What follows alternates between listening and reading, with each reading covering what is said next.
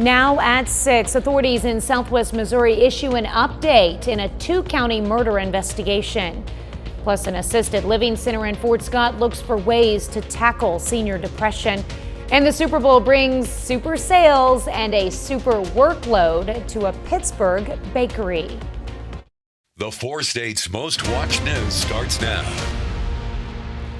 Prosecutors issue a warrant for second-degree murder in connection with a 2-county murder investigation. This is KOAM News at 6.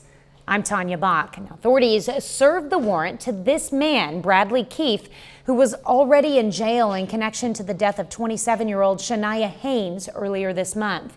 Investigators say on January 17th, Keith led them to a .22 caliber pistol hidden in a log at the end of a Vernon County Road 2750.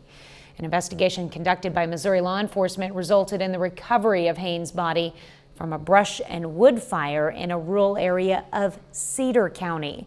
Court documents show Haynes' body was moved and placed in the fire on or about January 16th in an attempt to destroy or conceal evidence of a crime. Now, Keith and 2 other men have already been arrested and charged with tampering with physical evidence in felony prosecution and felony abandonment of a corpse. Well, Chief Meteorologist Doug Hetty joins us with a first look at your forecast. Yeah, and it turned out to be another great day for us today. Temperatures, 4 highs right around 60 degrees, well above where we should be for this time of the year. A lot of traffic, Joplin 54, 51 just outside of Pittsburgh, but most of us across the board upper 40s to lower 50s. Now, it is going to cool down a bit tonight. It's going to be kind of cold. We drop back right around 30 degrees, but besides that, we are looking pretty good. We still have a little bit of a breeze, northwesterly wind kind of kicking in. Those are actually going to switch out of the south as we go through the next few days.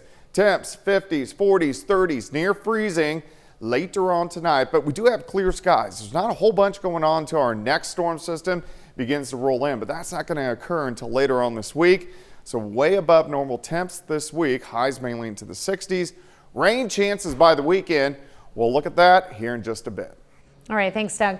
Credo Senior Living in Fort Scott, Kansas held a discussion today about dealing with depression while in a nursing home.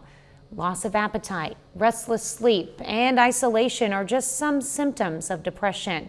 According to doctors, residents in nursing homes are more prone to depression while adjusting to the facilities. They get kind of written off, and they have issues just the same as we do. Their symptoms may be a little bit different, but they still need to be addressed. There still needs to be interventions. And I think a lot of times, especially in facilities like nursing homes and assisted livings, those problems are sometimes overlooked. Credo Senior Living says their events and discussions are open to the community as well. Unity of Joplin met today for their weekly Friends of Unity meeting. Members take advantage of the meeting to give back to the Joplin community, and this afternoon they did just that by cutting plastic grocery store bags into strips to create mats for the unhoused population of Joplin. The group stresses the role of prayer and hard work. Prayer-based group, and everything else is kind of an outgrowth of that. But, and I would like to add to that prayer-based group that prayer is great. Get off your butt and do something. Members also used today's meeting to begin work on this year's Trunk or Treat event. Well, for many people, the Super Bowl is about not only the game, but also the food. KOAM's Samantha Walker tells us how one Pittsburgh bakery is helping Chiefs fans represent their team in a pretty sweet way. January can be a slow month for many businesses, but a Chiefs journey to the Super Bowl can create new opportunities. So thankfully we've had some experience with this the last few years because this is not the first Chiefs Super Bowl for a while. And we started doing a Super Bowl special with the Chiefs assortment of cookies. The owner of Celebrations by Lori says Chief cookies have become a popular item. We have our standouts, of course. Everybody loves Mahomes, everybody loves Kelsey, but we have those diehard fans that really want to see Pacheco and Jones celebrated. So, you know, Coach Reed, of course, leading the pack. We've always tried to make sure we include everybody's favorites. After the Chiefs AFC Championship win, Horton posted the special cookie offer to fans. Well, we posted our special as soon as the game ended Sunday night, and within 1 hour we had sold out as many cookie orders as what we could fulfill, which was crazy. In literally 60 minutes, we had taken over 100 dozen orders for the Chiefs cookies. The bakery had to stop accepting orders as a result of the cookies' popularity. We bake everything fresh every single day, so of course there is a limit to what we can fulfill as far as that baking and decorating process. So those just got lumped into any other day. Of course, that day will be completely filled with Chiefs designs, more so than others. But she says they are ready for the excitement the Super Bowl brings. We were hopeful, just like all the rest of the fans around here, that this would be a problem we needed to solve, and we're super happy that we're having to face that challenge. And the fan support makes the hard work worth it.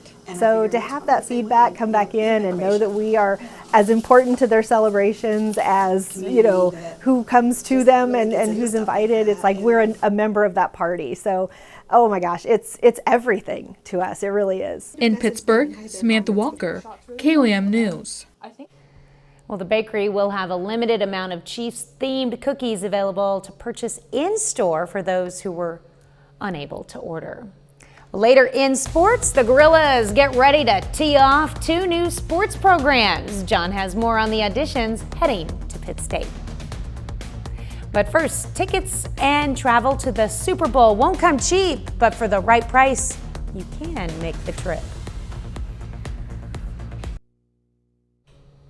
Well, 5 airlines have added nonstop flights for the occasion: American, Delta, United, Southwest, and Spirit. But you won't find a deal on those.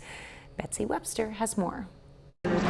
In all, more than 30 additional nonstop flights have been added to and from KC for the 4-day weekend, but don't expect that to lower fares. You're looking at roughly around $1,300 per flight. Joe Curtis is the senior VP at Ascendus Travel. He says you might find better with less direct routes, but even those will be harder to come by the longer you wait. There could be some out there, but you're going to Las Vegas and everyone's trying to get there right now. When the Chiefs battled the Niners 4 years ago, tickets hit a then record high of $6,000 on average. This year, it could be twice that or more. Vegas has a whole new draw to it, and the matchups with the rematch. The senior VP of ticket operations at Tickets for Less pulled the numbers for this day, the Monday after the championship games. The average price in 2020 was $4,800. That day last year, it was $5,900. Today, $10,000 was the lowest price per ticket. So fair to say the average at day's end will be higher. Durbin says don't expect much fluctuation until next week after the teams allot their designated tickets.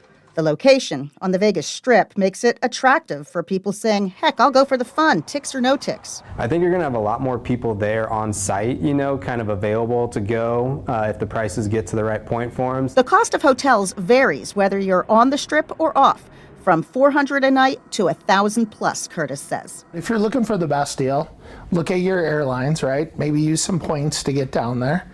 Look at the hotels that are off the Strip, and then look at maybe riding in like an Uber or something like that, or a Lyft to just get you across. Something easy where you don't have to rent a car, because supply and demand on the rental cars are going to be really high as well.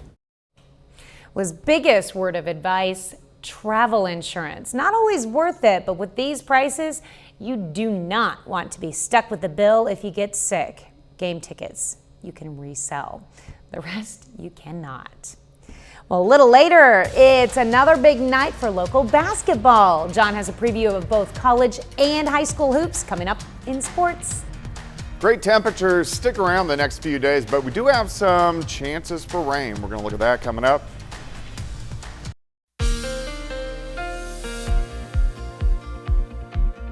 Well, of course, another nice day for us today. Temperatures pretty good. Most of us right around 60 for afternoon highs, and we still look good outside right now. It's not pitch dark, which is kind of nice. So our evening daylight hours are starting to expand a little bit as we slowly head toward the spring months. Drop my clicker. I sure hope it works. Let's see. But a nice shot of our Cornell Arts and Entertainment Complex. Yes, it works. All right, temps. Yesterday, lower 60s for highs. We backed down upper 30s, and then we got back up into lower 60s once again for us today. Still pretty good right now. Looking across the board, 50 Veneta, 55 in Chanute, Anderson a little bit cooler at 49. We have 49 as well in Carthage. Most of us kind of cold tonight. We're going to back down near 30 for an overnight low. 54. Visibility is good. West northwesterly winds at about 5 to 10. A little bit of a light breeze for us today. These winds are going to calm, switch around out of the south as we go into the morning hours tomorrow and start to increase a bit through the day. So a little breezy tomorrow, but they get moving. Tomorrow night into Thursday, we'll have winds gusting 30, upwards to 35 at times, but that keeps our temperatures kind of nice and warm. All right, clear skies, not a whole bunch is going on here. We do have a weak little wave right around El Paso that will give some clouds, maybe a sprinkle on Thursday, but a much bigger storm system out across the Pacific Northwest. These are kind of hanging up a bit. We have an area of high pressure until that breaks down. Then finally those systems will start to roll in. All right, let's go through time. Here comes that weak wave Thursday. Then our stronger storm system digs out once we get into late Friday and Saturday morning. Rain, it's not going to have any cold air. So rain, as we go through the weekend, sinks by to our south. It exits, we go back to a ridge of high pressure, meaning good temperatures again to start next week. And then we reload, we get additional waves rolling out next Thursday, and then also by Super Bowl weekend. So we're in a little bit of a lull right now, but the pattern really starts to pick up again a bit by the time we head into the weekend. All right, weekend rainfall. We need the rain in a lot of areas, half an inch, maybe upwards to 1.5 inches. Until we get there, we stay dry. Cold tonight, we back down right around 30. As we go through the daytime hours tomorrow, southerly winds, mid to upper 50s by noon. I think most of us, 60 in Stockton, 64 in Anderson, 64 in Miami, 66 in Parsons. Tomorrow night, we get some clouds kind of shooting in. So we'll have mostly cloudy skies on Thursday. We could get a sprinkle or two, and then back to sunshine, but temperatures back into the mid 60s for highs. Here's your day planner, 31 to start, 54 by noon, high temp right around 64 degrees. We'll do it again on Thursday, mid 60s, 65 on Friday. Rain will start to increase late in the day. Rain all weekend, so not the best of weekends, but we need the rain. But temperatures stay good for the next 10 days, 50s and 60s across the board. You can still get stuff done in and out of the rain. The temperatures are great. So yeah, looks good. Yeah, no complaints here. Nope. All right, thanks, Doug. Well, still ahead, Pittsburgh State brings back a sports team that had been gone for 10 years. And Missouri Southern Baseball prepares for its season opener on Thursday. Hear from the Lions and much more up next.